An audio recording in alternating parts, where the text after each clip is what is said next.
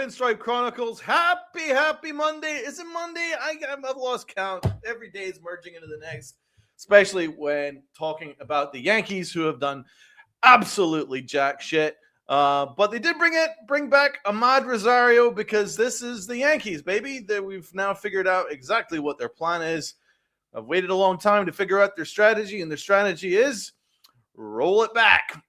It's Roll It Back Monday, baby. So let's talk to Ahmed Rosario. Let's talk to the guys in the stream. Guys and gals in the stream, what's going on? Everybody hop on. Everybody say hello.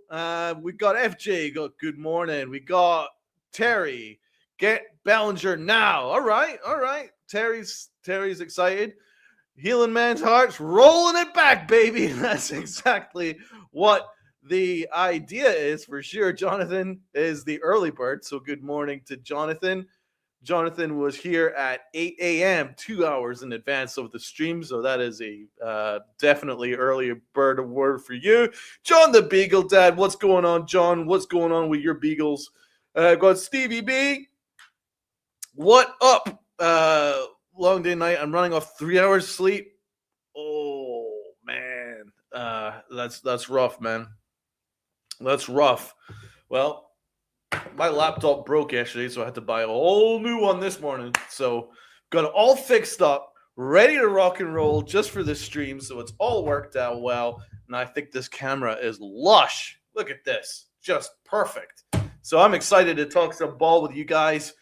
Right, let's start with the first order of business. Ahmed Rosario back. To be fair, it is a pretty reasonable deal, and I have no issue with it. I like Rosario. I like the acquisition. He does add versatility. I think he played well. I like his bat. At least it's a righty bat.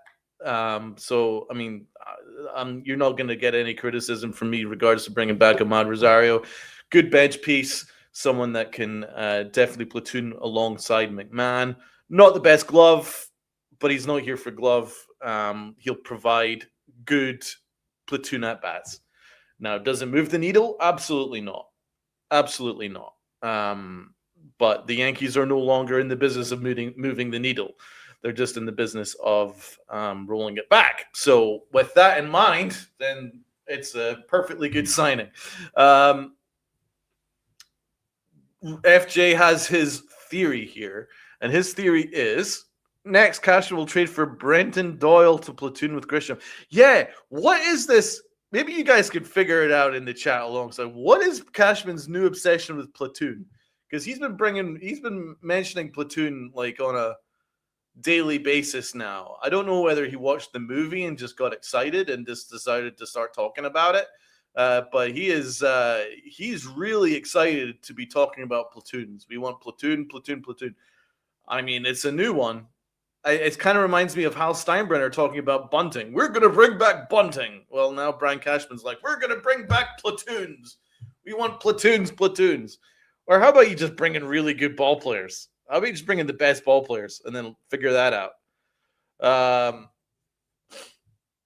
TC Steele's, hey, I can platoon for Rob when he's out. There you go. Can you bat right-handed, man? We do need a righty bat. I'll talk to Tats to see if he's got it in his budget for a pinch hitter for Rob. We'll take it under advisement, my friend. Cashman loves Rockies players. McMahon, I know he loves Rockies. And he loves Pirates. I think it's because those are the only two organizations that will have anything to do with talking to him. To be fair. Derod says I can platoon with my brother-in-law for barbecue duty. No, that's good. See, I don't. You can't really barbecue where I'm at because the fire would go out instantly. It's so freaking cold, right? Rolling solo today. I am, man. Tats has entrusted me with the channel, so let's continue to talk some ball here. I'm going to try not to swear too much. I'm going to try not to get into too many rants, but it's really hard not to when discussing the Yankees situation right now. But I'm gonna try and behave myself. I'll leave out my rants until my next Yankified episode. Yeah, right. We are in good hands. You're gonna get a show, all right. You're gonna get a show. Cody Bellinger is obviously number one, number two, number three target, right? He's A, B, C, and D. He's like their entire freaking offseason plan. I can't buy it. I just can't buy the excitement that I'm supposed to get from bringing back Cody Bellinger. It's not that he's not a good player. He's a very solid player. But you're just rolling it back. What is that? That's not really taking a step forward when you're looking at what the other teams are doing, man. You look what the Blue Jays are doing. The Blue Jays have basically got an unlimited budget from the looks of things. Brought in Dylan Cease. And they're favorites for Tucker. I mean, if they get Tucker, then forget it. Then the East is out. No matter what the Yankees do. They're, obviously, Brian Cashman's made it clear that there's not any impact righty bats that he can acquire that are available. I mean, he set himself up for that. He's responsible for that. It's as if he's crying. I mean, the Yankees crying poverty. Brian Cashman crying that there's not enough righty bats on the market, as if he hasn't been in charge of this operation for the last 2 decades, that he couldn't acquire better righty bats when they were available in free agency or via trade over the past couple of years. So it's just now like, we need to set up some platoons because I overloaded this team with lefty bats. I mean, he should just be honest about it. But he's pretending like he's just walked in at the job just yesterday. Oh, man, we got too many lefties on this roster. You're responsible for it, Brian. Jesus. Anyway, Cody Bellinger is not going to fix that issue. That's for frickin' sure. And he's not moving the needle, but he's a good player. He's a good player. Not an all-star. He's not an all-star caliber player. But I guess. But I mean, if you're looking at what ESPN are projecting that Cody Bellinger is in the market of around 6 years, $165 million. That is what his market value is right now. 6 years, 165. So I'm going to open it up to the chat. Would you pay Cody Bellinger 6 years at 165? And it might be more, might be a little bit less, because of the amount of teams that might be involved. The Mets have kind of shown some interest. The Dodgers have kind of shown some interest. I don't know how serious the Dodgers are. The Mets, I could definitely see being very interested in that. But 6 years, 165 is the market value according to ESPN. That's what I read today. So we'll take it. We'll open it up to the panel, guys. Open up to the panel. You guys know I'll give you my opinion afterwards. I think in general, if anyone's heard me before, you know where I lie on this. But I'll open it up to the panel. Everyone has every right to give me your opinions. There's almost 40 people. There is over 40 people in the chat right now, and I'm sure it'll go up. We're only 9 minutes in. I'm sure that'll go up. But give me your opinions, guys. Will you give Cody Bellinger 6 years at 165? Let's start with TC. Hell to the no. I think TC's made it very clear. Deron, who's normally very positive about the Yankees, but no, absolutely not. Healing Man's Hearts, no. Most I'll go is 5 years. Right, so that's 0-3 for Cody Bellinger. Duran's giving me hope here. Donald, the Mets are going to sign Bellinger. Cohen's giving me good. Let's hope so. Right, we got Ollie in the chat. Good to see Ollie in the chat. This is the first time we've seen him in the chat, so everyone give a big hello to Ollie.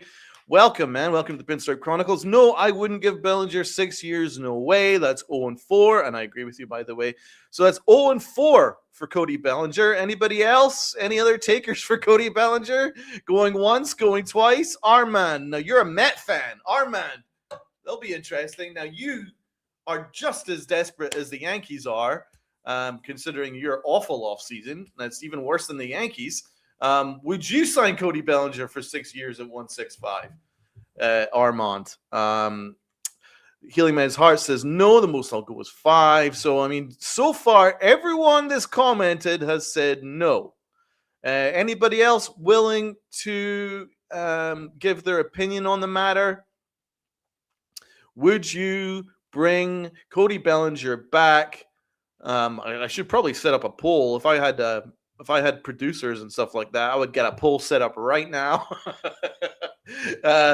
So, Uncle Tats, what are you doing, man? Get out of bed and set me up with a poll. I want a poll for should we bring Cody Bellinger back for 6 years at 165? But in the meantime, everyone that has commented have said firmly, absolutely not. And that pretty much says it all when it's 100%. And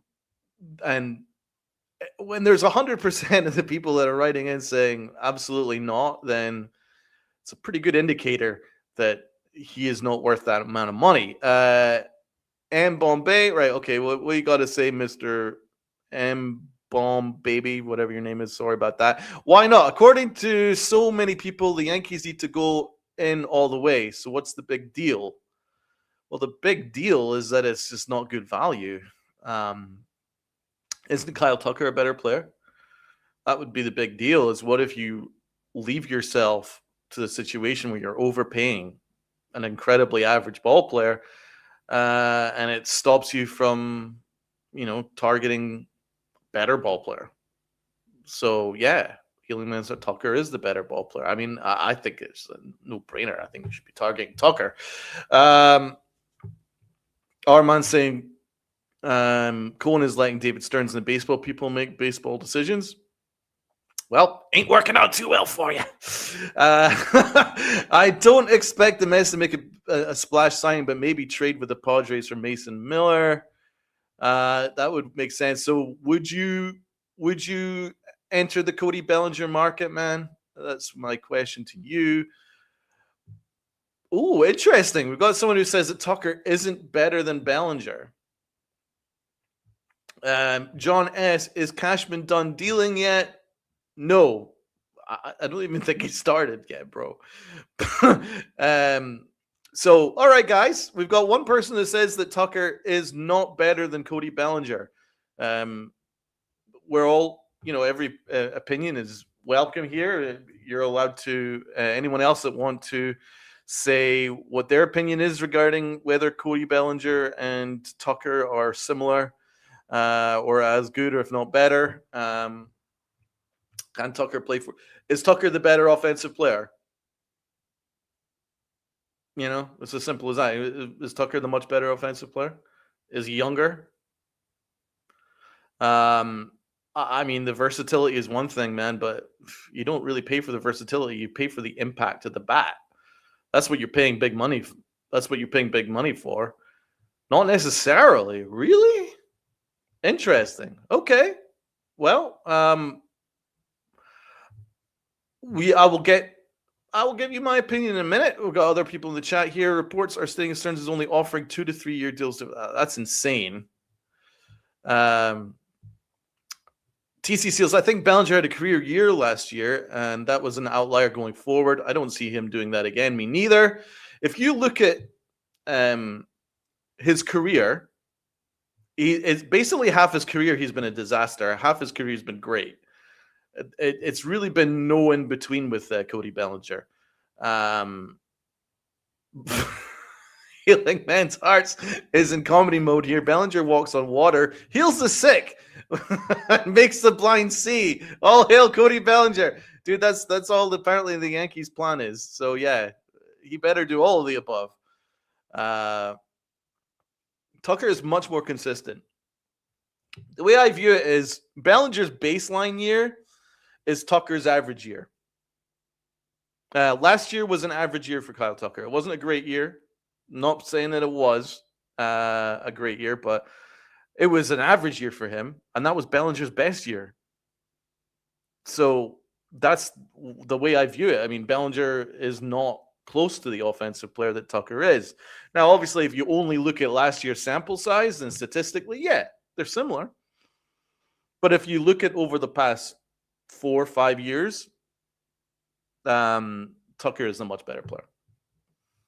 Much better. We got Ollie in the chat. As a Yankee fan, I would love for the Yankees to sign Kyle Tucker and Bo Bichette, but I doubt it that the Yankees will do that. That's a very smart call, and I think that would make all the sense in the world. You add our impact righty bats. Brian Cashman saying, "Oh, there's no righty bats on the market." Well, the Bo Bichette's sitting there, bro, and you need a freaking infielder better than the clown that you've developed from your system, Anthony Volpe, who you keep gaslighting us about.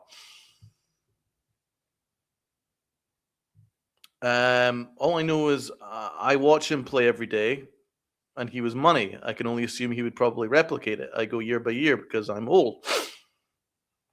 Well, I mean, I've seen him play every day as well, but if you look at his stats, it's pretty clear that he's been very up and down. But we'll bring up the stats and we can compare, because that's the only way you can really do it. I'm by the way, I am absolutely not giving Cody Bellinger 6 years. Absolutely not. I think that is a horrible waste of money. I just don't see it. I'm not saying he's a bad player. In fact, he was our second best player last year. No doubt about it. He was absolutely money. I'm not denying that. But for 5-6 years, considering half his career, he's been very inconsistent. I just don't see that as a smart use of resources. And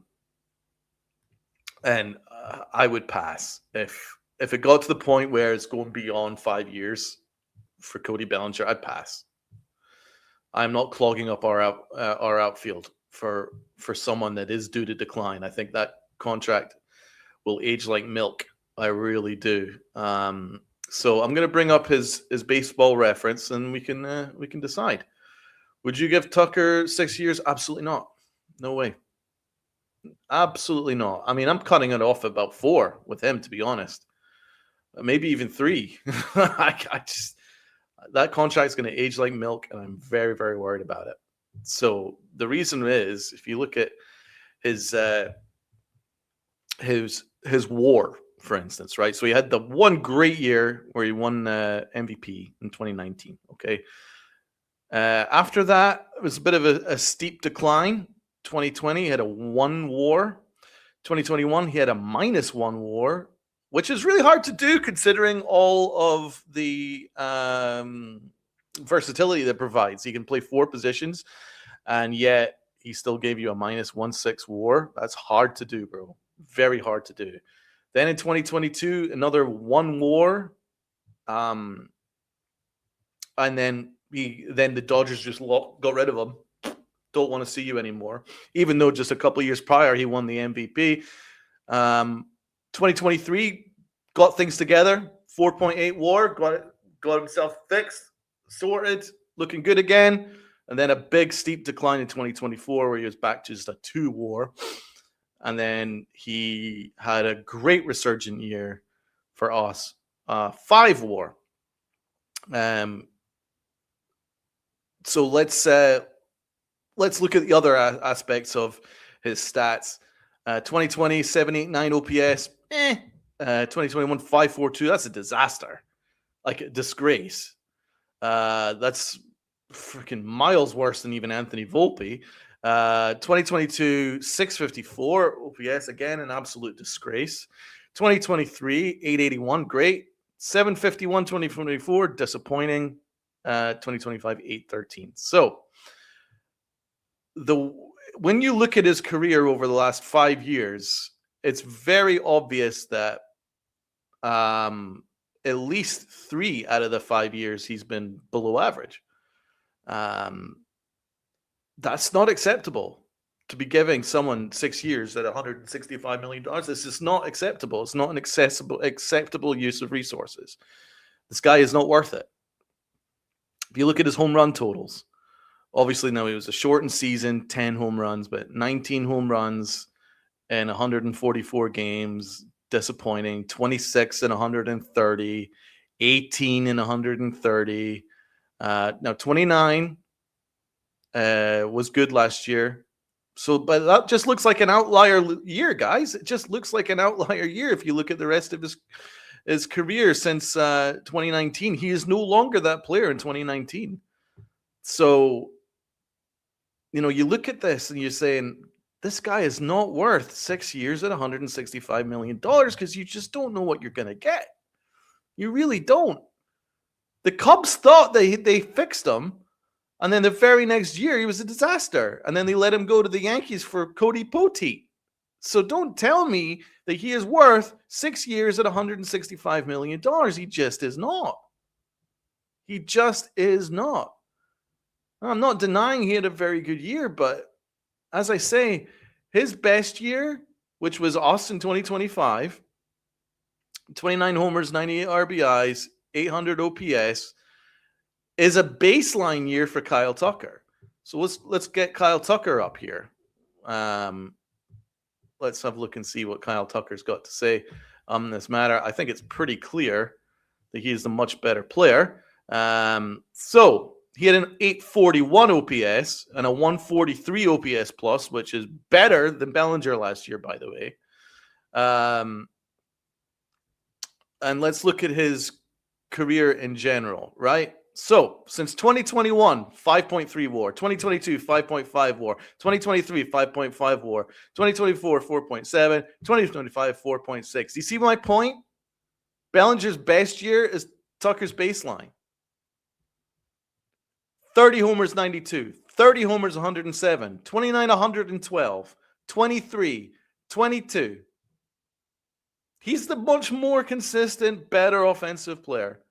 He was an all-star last year, an all-star the year before, an all-star the year before that, an all-star the year before that. There is no, excuse me, now I'm starting to rant, and I'm knocked over my microphone. There's no argument to say that Cody Bellinger is a better player than Kyle Tucker. There's none. No argument. No argument whatsoever.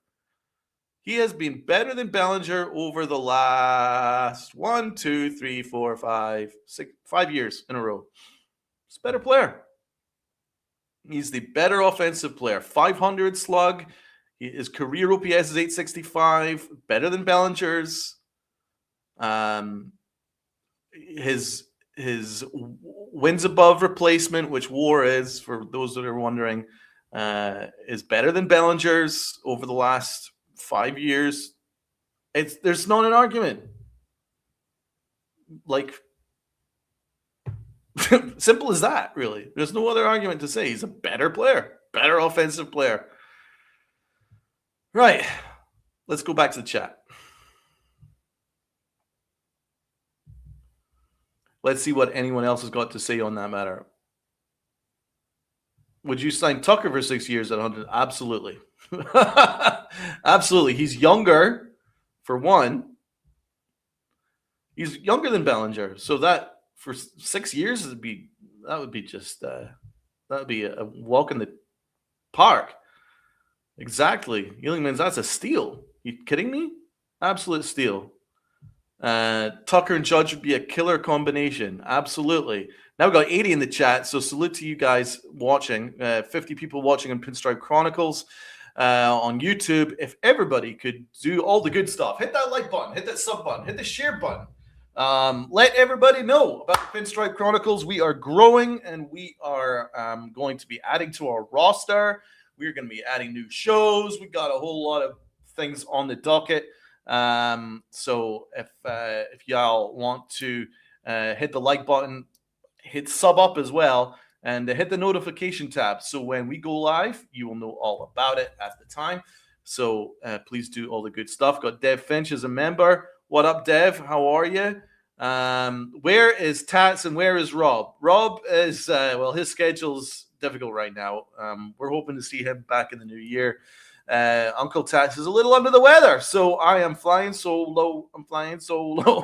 And we've got TC. Tucker, Imai, and Bichette would be a great offseason. Right, but unfortunately the Yankees are pleading poverty right now.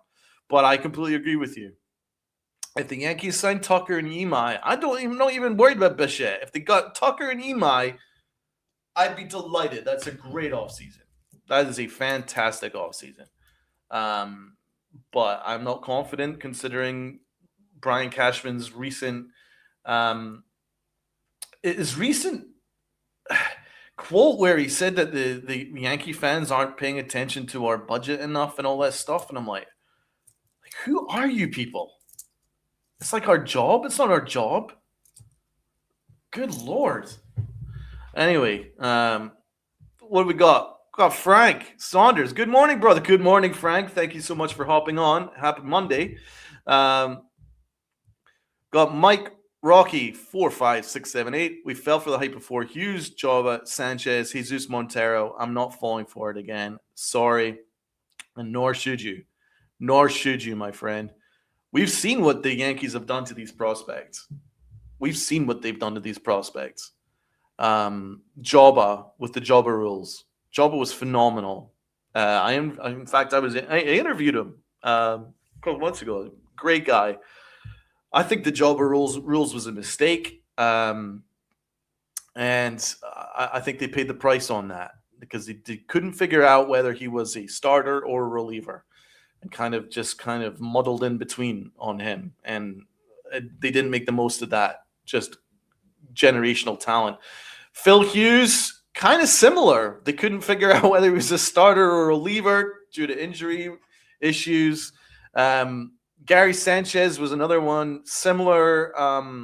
In the very first early days of the Pinstripe Chronicles, myself and Uncle Tats and Rob interviewed Ron Blomberg. And Ron Blomberg pointed out that Gary Sanchez was someone that he was so impressed with in the minors because Gary Sanchez was able to hit to all fields. He was able to spread the ball left, right, center, focus on right center and left center, and was just mauling the ball. But once he reached the bigs, then the Yankees really wanted him just to become strictly a pool hitter, which halved his batting average and halved his production, really, because he just overly focused on home runs. And to be fair, haven't they done that with most of our prospects since then?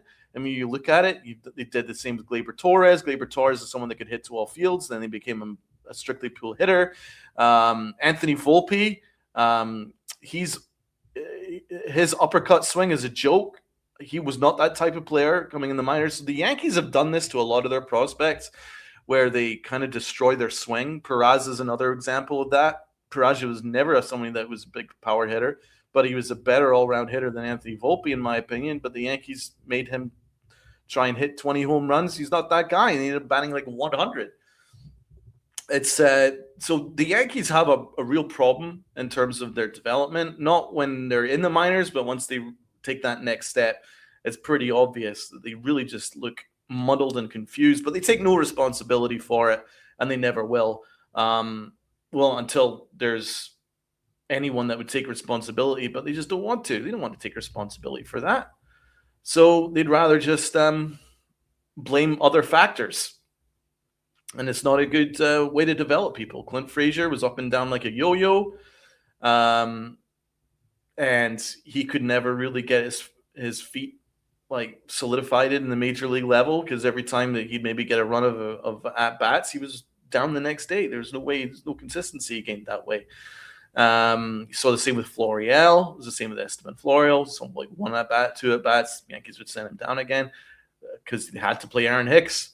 So like this is what the Yankees have done to their their prospects. And I mean, look at Anthony Volpe. The dude's a mess. He doesn't even look like a major leaguer anymore.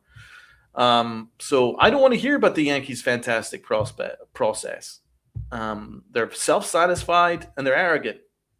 And they're delusional because Brian Cashman has been talking about how they only really need to do little bits here and there because their roster is already great. That's delusional. It's delusional because as we said right now, today, December, God knows what, middle of December, the Yankees are maybe a third place team in the East. Maybe. Possibly fourth. Right now, they're definitely behind the Blue Jays, and I think the Red Sox are level, if not a little bit better, as of today.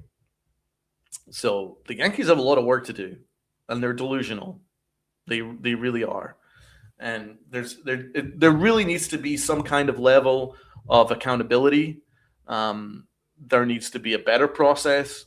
I'm not asking to have a $400 million payroll. I'm not asking for a $350 million payroll. Heck, I'm not even asking for a $330 million payroll. So those that are saying that I'm demanding crazy amount of no, I'm just asking you to spend your money better, wiser, and speculate to accumulate. There's no reason why every single year we couldn't sign one major free agent and supplement the roster.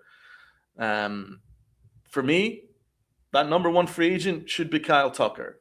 But if you don't want to go into those waters, then I'm okay developing Dominguez and Spencer Jones, but then you're going to have to pay for Bo Bichette.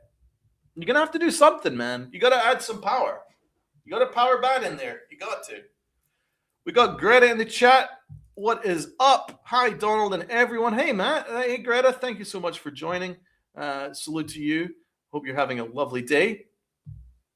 The park, the entire division is getting better. We are not. This is the third place team, and the owners are fine with it. Preach! Absolutely. Getting a star for that, my friend. You are exactly right. The entire division is getting better.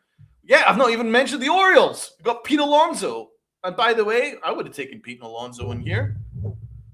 Power righty bat that apparently Brian Cashman said last week, there are no righty bats on the market. Well, there was two brilliant righty bats sitting there on the market, and you're not really looking at either of them. So don't give me your excuses, Brian. You are responsible for this. No one else is.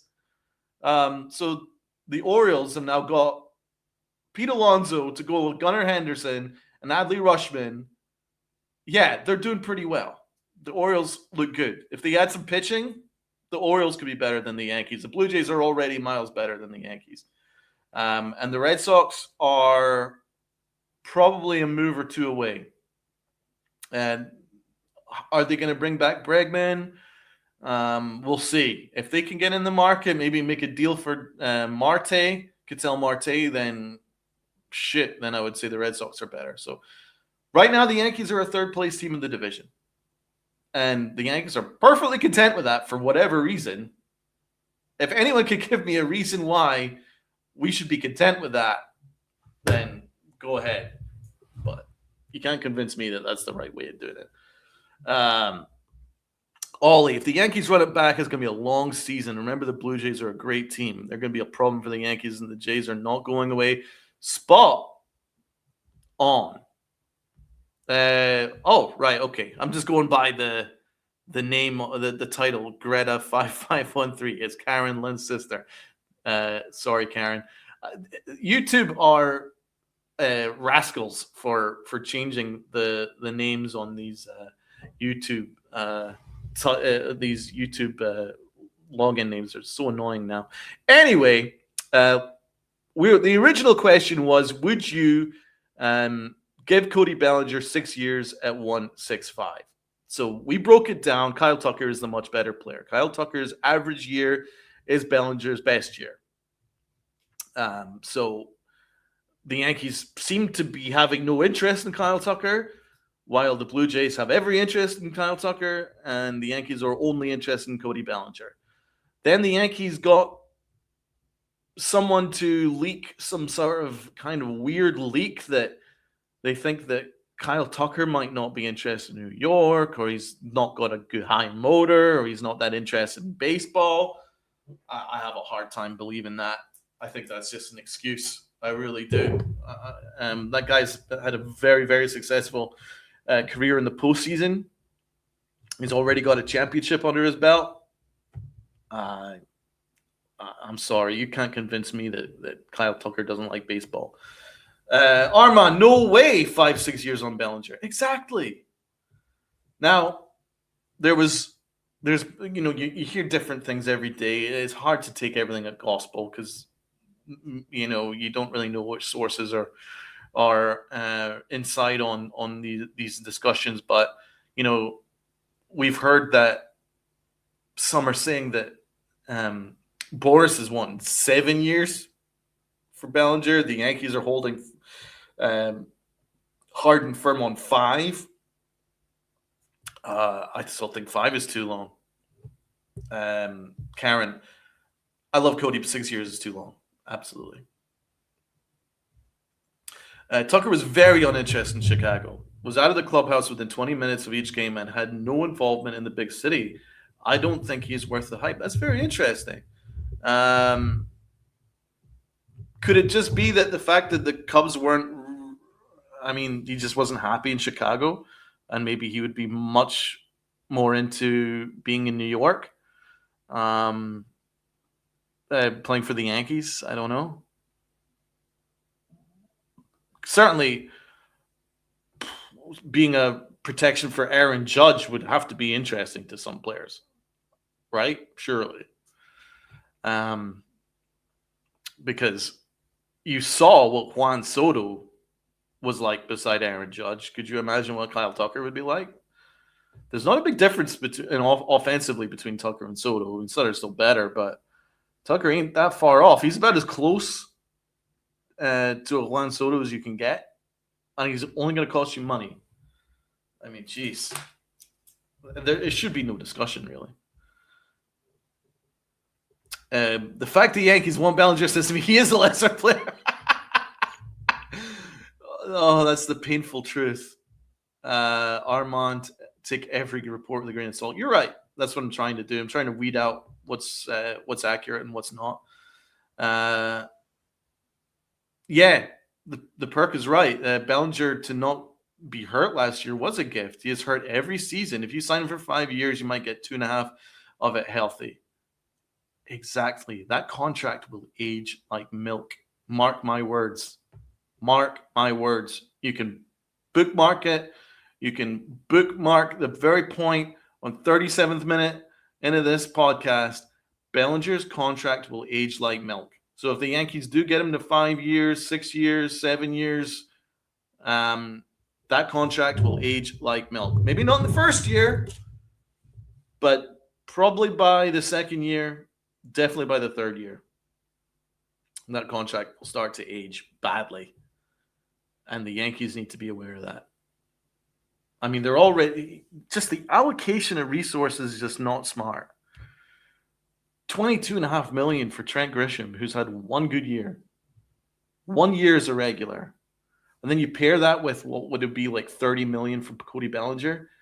That is, what, $52.5 million assigned to two outfielders, neither of which are all-stars.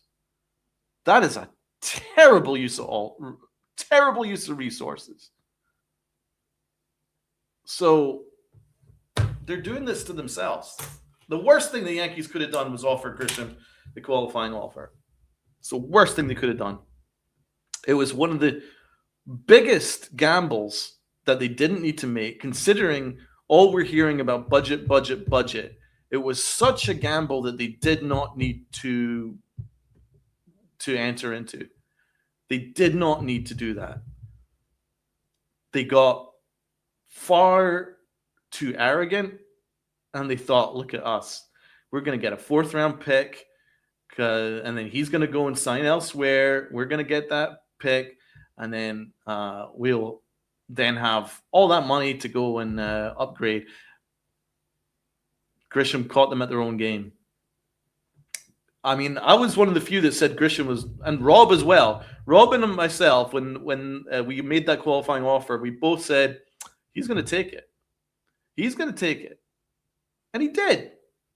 Because the only teams that were going to give him a multi-year extension was teams like the Pittsburgh Pirates. Pittsburgh's a beautiful town, but the Pirates suck. So he's like, all right, I'll take $22 million. I'll trust myself, and I'll play in New York. Thank you very much. There just wasn't a big market for a Trent Grisham. Grisham was delighted to get $22 million. He was getting paid $5 million last year. This is 4 times his value. It was a horrible mistake, because if they didn't do that, all for a compensatory pick. I mean, guys, come on. Who is in this front office? You guys need a slap around the head. Because if you didn't do that, then I would not be that bothered about a Cody Bellinger contract. I'd be like, all right, we could put him in center field, stick him in center field, and we still got money to play with. to add another bat, which they need to do anyway. If you bring back Cody Bellinger, you still need another bat. Cody Bellinger doesn't fix nothing. He's just kind of rolling it back from last year. That's not enough. It's not enough. So that Grisham contract was just absurd. And it's costly. And Duran agrees, and I completely agree. That qualifying offer to Grisham is the dumbest move since trading money for Bader. Right. And by the way, I probably would have brought in Bader, who would have been cheap as hell. He wouldn't have been that much of a drop-off from Trent Grisham, Bader. He'd be better defensively. And he would have been like half the cost of what Grisham is right now. But it was an incredibly dumb move. And don't let the Yankees gaslight you. They made a mistake. They misjudged the market, and they got caught with their pants down. It's as simple as that. Because there's no rational decision-making to take on $22.5 million for Trent Grisham. None. There's not a single rational argument that you can make. I'm welcome to take on comments that would disagree, but there's no way you can convince me that $22.5 million for Trent Grisham's good value. It's awful. But the only good thing about this, of him taking that, is it should stop the Yankees from making a huge mistake, and that would be signing Cody Bellinger for 5-6 years. It's a huge mistake, and they will regret it. It's a fact. They will regret it. Now, there's other discussions as well. The Yankees are they're more interested in pitching, which is interesting considering pitching is my least biggest concern right now. But it's the Red Sox and the Yankees for King. And it's going down to the wire. They look like the finalists for King. I love Mike King, but I prefer Tatsumi Imai. So if the Red Sox get King, then the Red Sox are going to be great. But I want Imai. I want Imai's attitude. Now, this is someone that I think we could all agree on would really, really upgrade this Yankees team. He's got the attitude where he's like, I don't want to sign for the Dodgers. I want to beat the Dodgers. That's someone that you want on your roster. That's someone you want in your rotation. So I would be all in on Tats Imai. I think he's got nasty stuff. And to be fair, we need to get in that Japanese market. We need to start making some serious inroads in that Japanese market. Because, again, of late, with our very complacent, very poor front office over the last decade, the Yankees have lost the Asian market, and they need to get it back. They've completely lost it, and they need to find a way to get back. So Okamoto, Imai, they need to be in on these guys. They do. And, I mean, I don't understand how they keep losing out and they're not even paying attention to this market. The players that come out of Japan are fantastic. They are fantastic. They are coached well. They're coached with the fundamentals, which is very important because the Yankees don't coach fundamentals. So you need someone that's aware of the fundamentals, aware of which base to cover, and they're just nasty. The talent is through the roof over in Japan. Absolutely through the roof. They're professionals. They're great in the locker room. It's a respect culture. So, there's no downside to bring in Japanese talent. And the Yankees are so slow with it. They're just blaming the fact that the Dodgers are getting all of them. Well, look at why they're getting them. Because the Dodgers, not just are they winning all the time, they've got a forward-thinking front office. They're always thinking 2-3 steps ahead. They're always thinking ahead. They're playing chess when the Yankees are playing checkers. They're always a couple steps ahead. The weather and the location absolutely helps. But a lot of it is because they're a good organization. They're great with their players. The players are delighted playing for the Dodgers, and they win. And the Yanks, they don't have that same they're just not in the same kind of boat anymore.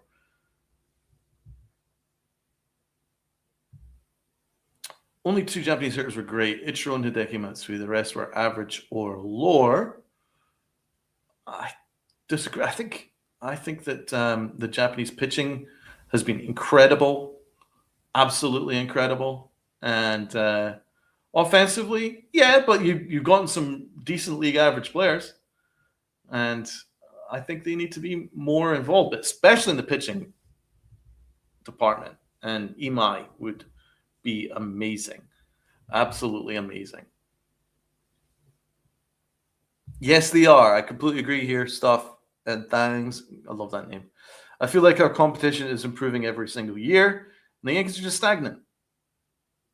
They think they're fine. Exactly. They're like that.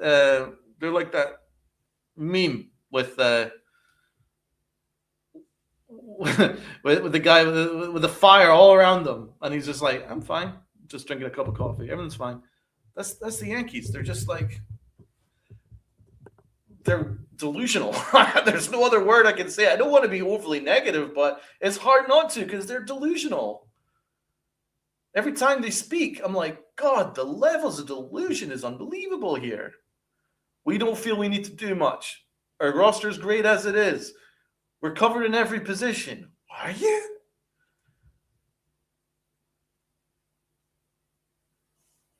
Slow burner. Toronto is the new beast in the East. Well, I assume that you're a Blue Jays fan. You are. I can actually tell by the picture in your on your username. Toronto is the new beast in the East. I mean, I don't know about the next decade, but definitely next year. Toronto absolutely ran the Yankees over last year. And Aaron Boone had the gall, the unmitigated gall to say, oh, we're not that far off the Blue Jays. No, we're not that bad. We're actually pretty close to them. What? Y'all got beat by back-to-back football scores. Aaron Boone's Yankees got beat by back-to-back football scores of Toronto. What did they do? They scored like 38 runs over the series, and Aaron Boone's like, we're close. What? What are we talking about here? You got like 34 runs over 4 games in that series, and Aaron Boone's like, oh, we're really close. We're really close. Dude, you're delusional. That's also a loser mentality. Like, we lost by blowout, and the Blue Jays ran us over in the regular season as well.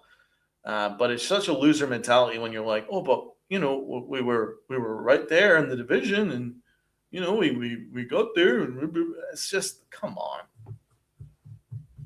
just a loser mentality. The Blue Jays are running away with it, and they've got a winning mentality, and they were well worth their World Series run. And I love the fact that not 2 weeks after they lost the World Series, they went and made a big move and got Dylan Cease. And when you rewind a year ago when the Yankees lost the World Series, what did they do? They made excuses.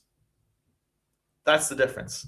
They made excuses and lost Juan Soto, who was basically 50% of the reason why they made it.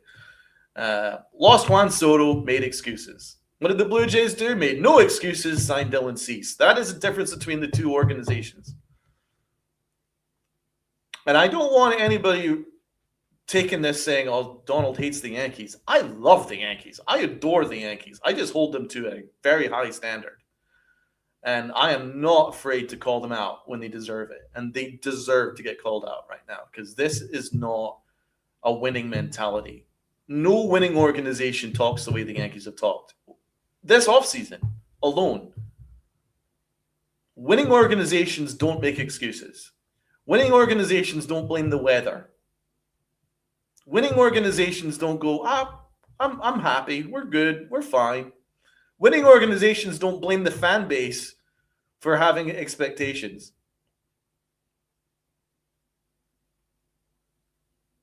You know? Winning organizations don't say, yeah, but the fans aren't thinking enough about our budget. Why should we? I don't give a shit about your budget. When? It's not my job to worry about your budget. It's your job to put the best product on the field and stop making excuses. So the way that they've behaved is scandalous. Hal Steinbrenner saying, "Yeah, but you're not thinking enough about what I owe to the city of New York. I don't give a fuck what you owe to the city of New York. You owe the Yankee fans a competitive team and one of the best teams in the league. That's what you owe us. I don't give a fuck what you owe to the city of New York. Stop making excuses. You're a multi-billion-dollar organization. Don't cry poverty to me. I ain't buying it. And nor should anybody else watching. Don't cry poverty. If you were sold tomorrow, you'd probably sell the organization for between $12 and $15 billion. Minimum. Don't cry poverty. And if you don't want the job, Hal, give it to someone else. It's really that simple. If you don't want to set standards, then find someone who will. It's not difficult. It really isn't. When you run a business, it's very simple, right? It doesn't matter what scale. Yes, it needs to be profitable to some extent, but also your customer base is absolutely key, right? There needs to be a good interaction level, and you need to have a relationship with your customer base where your customer base wants to come back.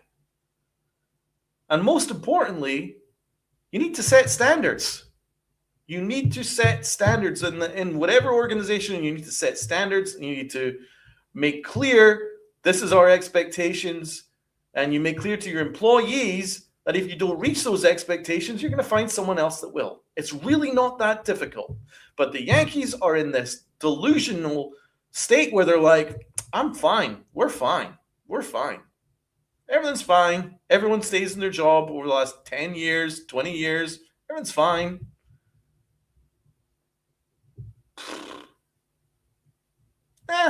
We're fine. It's a disgrace. It's a disgrace. And I don't want any Yankee fan to buy it.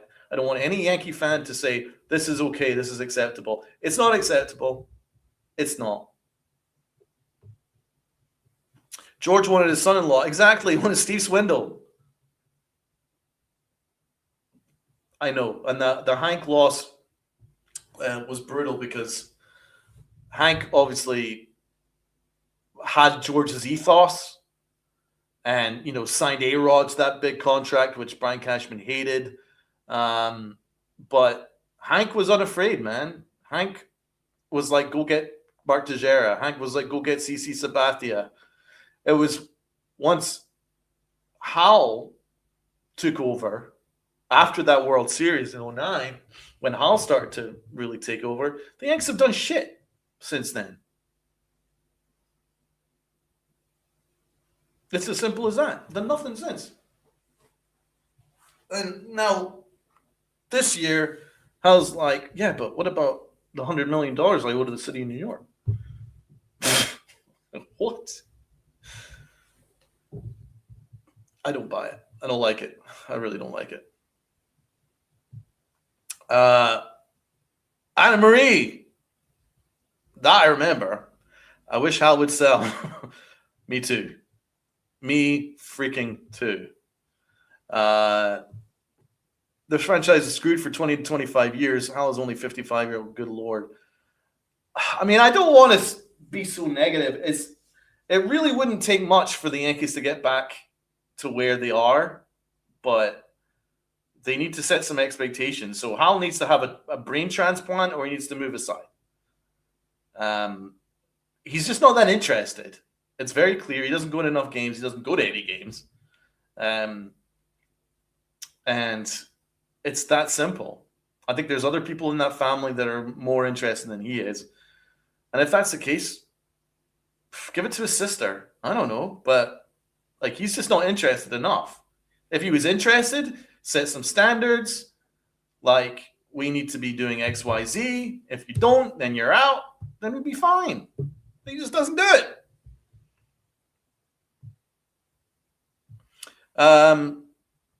Karen, everything should be do what I do. I refuse to buy any Yankee merchandise. I will not go to a game until they change this nonsense. Um, you know what? I started to do that. I only went to like 1 or 2 games last year, from what I remember. And that's a big thing for me because normally I buy all the merch and go to all as much as I go to the games as much as I can. But on this occasion, nah, I didn't do it. I know because I just don't buy their nonsense. Um, yes, he would have. And what else have we got here? The park. Let's talk about some other moves. Marte listed Yankees on his list of no trades. There you go.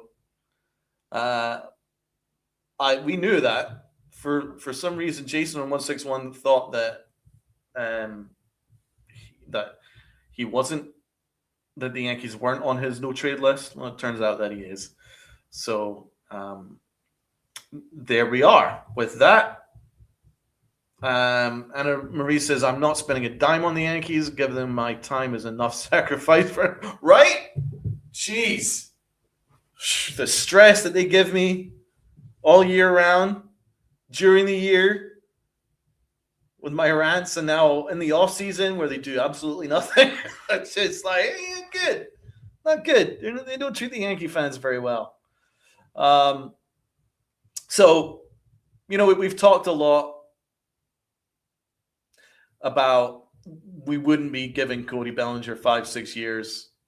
So everybody that's commented in, right? It was 100%. Everybody said no to Cody Bellinger for 5 to 6 years. It really says everything, considering the Yankees are all in on this guy. So we should be very wary of that contract. But so far, what we've heard for sure is that the Yankees are looking at difficult trades, where they maybe trade someone from the 26 to add someone in the 26. Are they trading Jazz and the Martian? I think that I can definitely see them trading the Martian. Jazz, I'm not the biggest Jazz fan, but I'm not trading Jazz unless I'm guaranteed an upgrade from him, because that bat is very, very valuable, and his athleticism is very valuable. I don't buy that he has the mentality for a championship. He just seems a little bit too kind of like in his own like Jazz world, but he's a good player, and I'm not trading him unless I'm guaranteed an upgrade, like a legit excellent upgrade somewhere else. Like it would need to be a power righty bat, multiple all-star kind of thing for me to even consider trading Jazz. I don't see that being available. So right now, I can't see us trading Jazz. I don't think it necessarily makes sense as it stands. Like for instance, if Ketel Marte had the Yankees not on his no trade list, then maybe a deal circled around him and a bullpen arm and a prospect or something like that would make a whole heap of sense. But Marte doesn't want to be a Yankee, so it's simple as that. Thus, Jazz kind of makes sense. Plus, Jazz is versatile. He could play third at a pinch, but he would need a couple of months of real work. And I don't trust any of the Yankees coaches to do that. But he could also play center field. So that's an option. If Grisham doesn't play well, that's another option. So maybe the Yankees could look at second base. But it makes all the sense in the world. You could sign Bo Bichette, put Bo Bichette there at second. Could maybe move Jazz around a little bit, and you still got his bat. Jazz is too stoned to play, but he kind of plays like he's a little bit out there, man. I don't know whether he's on. I don't think there's any chemical influence there. I just think he's just a little out there, and it just depends whether you like it or not. The thing is, his IQ, his baseball IQ is low.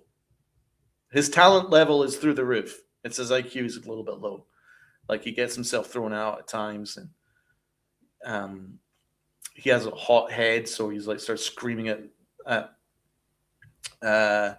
he starts screaming at freaking umpires and gets himself thrown out, or like he's wandering off first base and gets himself thrown out. I mean, that's some stupid stuff that he just kind of does that inhibits winning.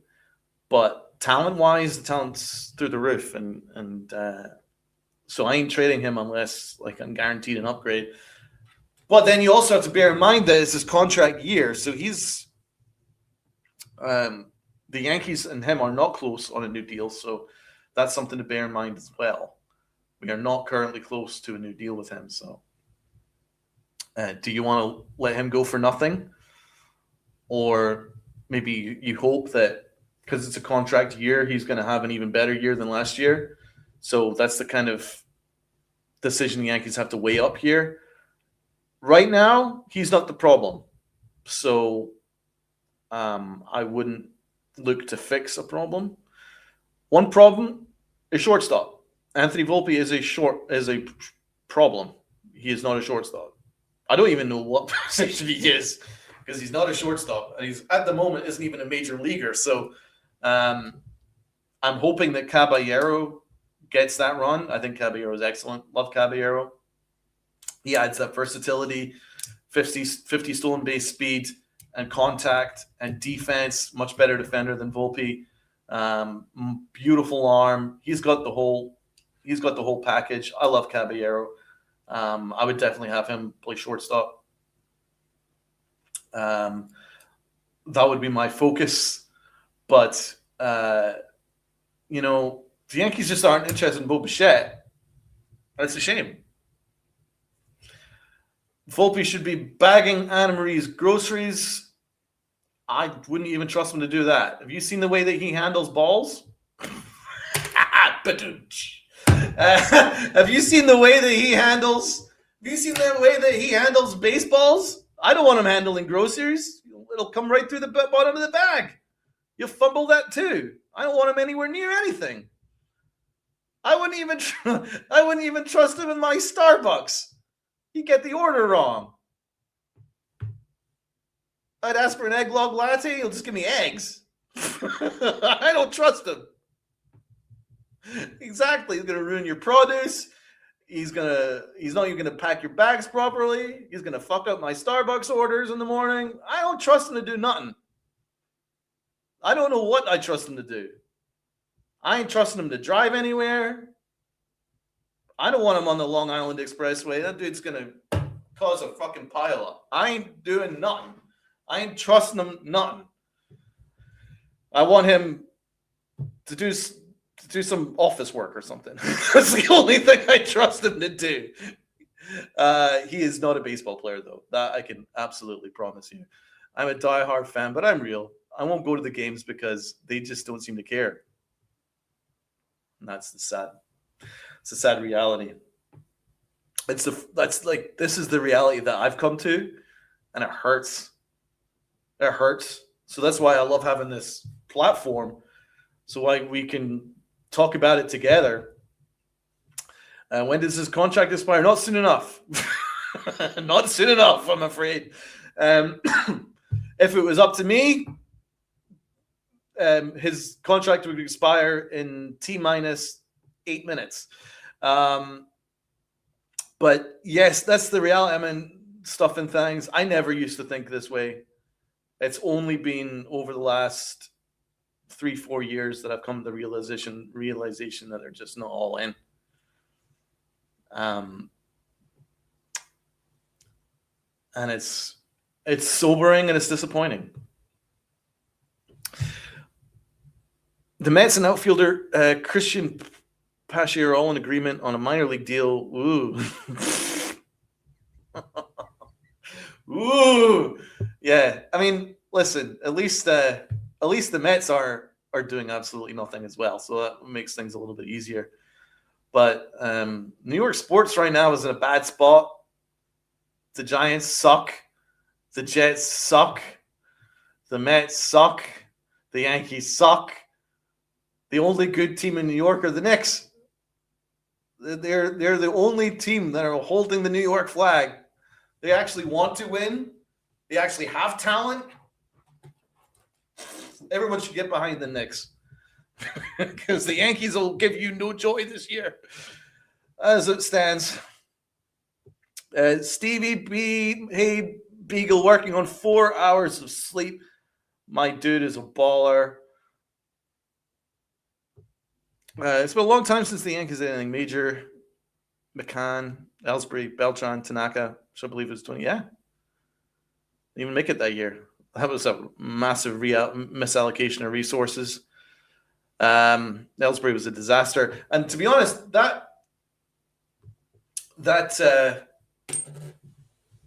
if you're talking about ice hockey, I don't watch ice hockey. Who knows? Who cares? Anyway, that Ellsbury contract has completely screwed the Yankees because ever since then, the Yankees are like, no, we're not signing any free agents anymore. Any long-term free agents, they're like, no. So that's where it's really changed the way the Yankees' philosophy is towards free agents outside their own building. They're only going to sign someone from within their own building. And it just shows. They're not interested in Kyle Tucker, but they'll only sign Cody Bellinger. They want value, and they want someone that's played in New York.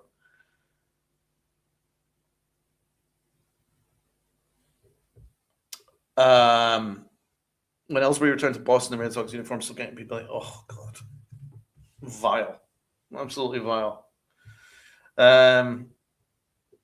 So that's where we're at. Is there any other real news? There's not really anything else. Ahmed Rosario.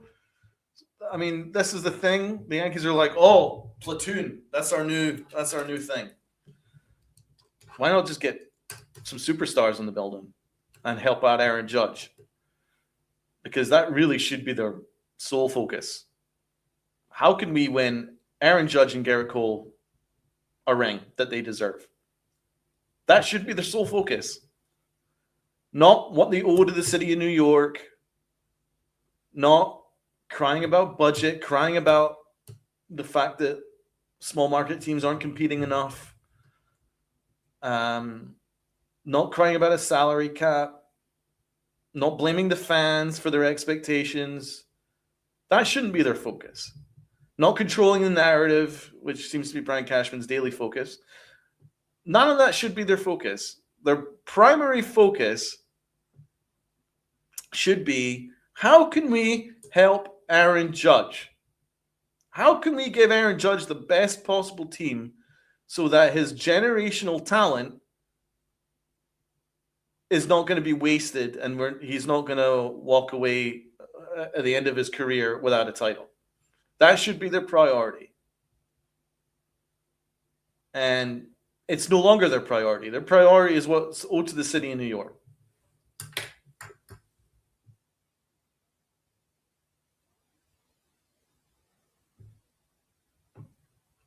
EB, it seems players are leaving New York. It has been relatively quiet. Teams are also not jumping on long-term contracts right now. That's true. And let's not forget that the looming lockout has a big, big role to play. Big role to play. That's why I believe that Grisham took the $22.5 million, because there's going to be so many questions. There's such a disparity between what Manfred wants and what the players want. And I don't know how they're going to get that solved. The Dodgers have reset the market. They set the market now. They are the pillars of the sport now. No longer the Yankees. It's definitely the Dodgers now. And they have their own budget. And every other team is afraid of them now, including the Yankees, including Hal Steinbrenner. So will there be a salary cap? Will there be a salary floor? These are the kind of questions. And it does have a lot to do with why the free agent market is running so slow right now.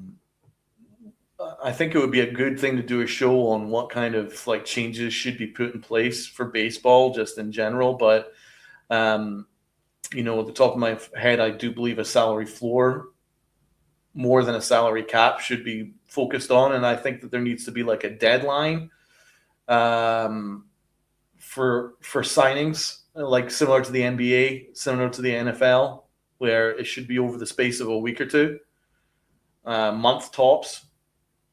The winter meetings should be like the winter GM meetings should be like a freaking frenzy, and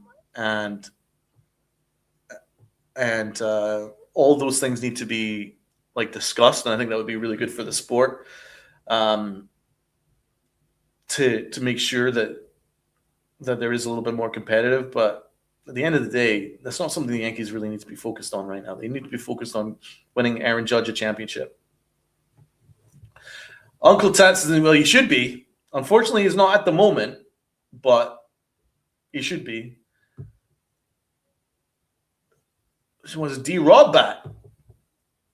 No, how old is D-Rob? Is he like 40? he's been a Yankee for as long as I can frickin' remember. David Robertson is old, but I like him. I do like him. He is 40. Holy shit. Well, he could still pitch. I wouldn't hate it. Well, he's 40 now. Let's see. What was his day of birth? April 9th, 1985. So, yeah, he's about 40. I don't know. I mean, why not? But the Yankees are just signing a bunch of minor league guys to contracts right now. I don't know what their bullpen plan is right now. But yeah, it's been a slow-moving market, and the Yankees are moving slowly with it. That's the only real news I got for you is Ahmed Rosario was back, and I don't have an issue with it. Fine signing. Absolutely fine. I like the player. I hope they give him plenty of at-bats. Judging by Brian Cashman's new comments that he really wants this to be like a platoon team, which I find absurd, but it is what it is. I think it's just an excuse to try and back away from spending money. But yeah, platoon. That might be the new focus. Platoon and running it back. That seems to be the focus on the Yankees right now. But we've got almost 90 people in the chat. Salute to you guys. Please hit the like button, hit the sub button. I expect Uncle Tats to be back on Wednesday. And hopefully there's some news to talk about then. If not, then there should be something to talk about on Friday. Good Lord. Hopefully the Yankees actually do something. But it's great to have so many in the chat interacting with you all. It's been great. Really good discussion. And I think we'll sign off from here. Any news, any breaking news, anything like that, I or a member of my team will come on and do a show. That I can guarantee. So let's hope that the Yankees actually do some stuff. Have a blessed week. Absolutely. Anna Marie, please do hop on again in the next show. It's a pleasure talking to you as always. Healing Men's Hearts, thanks for the show, Donald. Can't wait for Wednesday. Can't wait to talk to you guys too. All the best. Have a great night. And let's go Yankees.